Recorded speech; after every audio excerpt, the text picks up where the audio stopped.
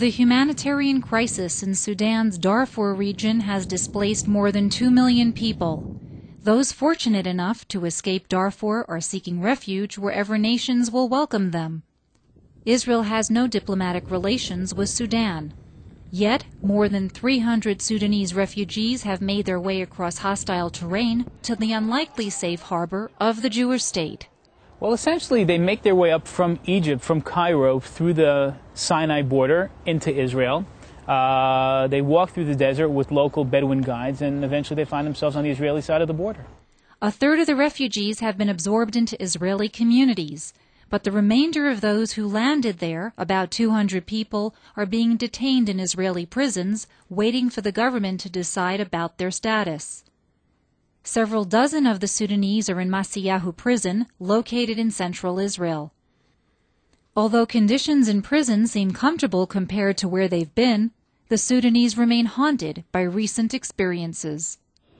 The Janjaweed came here and wanted to kill us. They killed our relatives. They killed our crop. I went back to my village to see if my mother was still there. The government shot everyone. I don't know where my family went.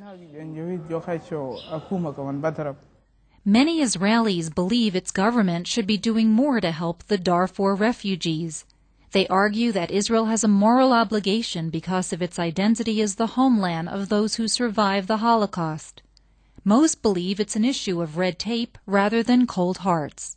They're in a very, very unique legal situation. If you remember the movie with Tom Hanks where he's stuck in the airport and he can't go back to his country but can't go out of the airport, it's something similar. They come from an enemy country. So since Sudan is a country that harbors terrorism and does not recognize the state of Israel, they are not allowed into Israel. Once here, we can't send them back to Sudan because in Sudan they would be executed for entering Israel, and the Egyptians don't want them either. So essentially no country wants to take them in, but under the Israeli legal status, they are nationals of an enemy country. Israel's Justice Ministry says it is examining each refugee on a case-by-case basis in compliance with international law. Officials maintain that Israel is cooperating fully with the United Nations Refugee Agency.